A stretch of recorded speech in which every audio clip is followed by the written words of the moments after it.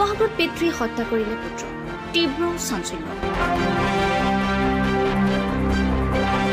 শিৱসাগৰ কোঁৱৰপুৰ কাৰিগাঁৱত সংঘটিত হৈছে চাঞ্চল্যকৰ হত্যাকাণ্ড পিতৃয়ে খুকুৰীৰে ঘপিয়াই হত্যা কৰিছে নিজ পুত্ৰক এই ঘটনা শিৱসাগৰবাসীক স্তম্ভিত কৰি তুলিছে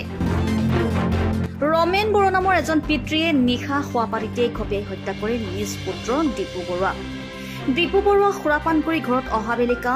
অশান্তি কৰাত পিতৃৰ এই ভয়ংকৰ প্ৰতিক্ৰিয়া ঘটে বুলি জানিব পৰা গৈছে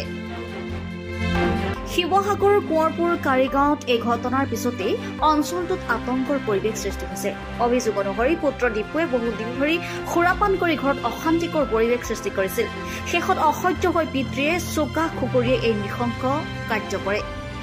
আত্মীয়ৰ মতে দীপু বৰুৱা সদায় মাতাল হৈ ঘূৰি আহিছিল পিতৃ সন্তানৰ মাজত প্ৰায় অশান্তি হৈছিল কিন্তু এই হত্যাকাণ্ডই আমাৰ সকলোকে স্তম্ভিত কৰি তুলিছে শিৱসাগৰ আৰক্ষীয়ে ইতিমধ্যে ঘটনাস্থলীত উপস্থিত হৈ দেহটো উদ্ধাৰ কৰি মৰ্ত্যৰ পৰীক্ষাৰ বাবে প্ৰেৰণ কৰিছে পিতৃ ৰমেন বৰুৱাক আটক কৰাৰ লগতে এই হত্যাকাণ্ডৰ সম্পূৰ্ণ তদন্ত অব্যাহত ৰাখিছে news desk report Assam live 7 ঘটনা মানে ৰাতিপুৱা শুই থকা অৱস্থাতে দেউতাই মানে ভাইটিক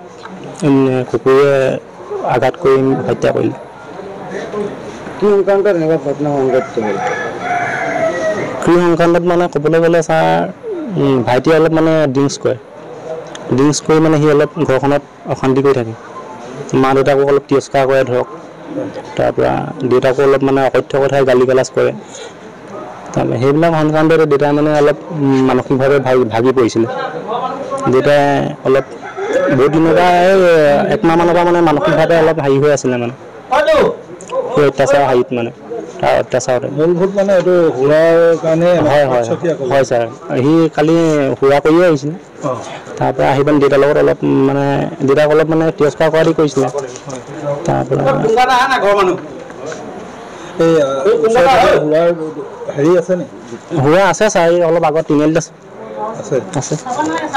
এই সুৰাৰ কাৰণে ছাৰ আমাৰ গোটেই পৰিৱেশটো এনেকুৱা হৈছে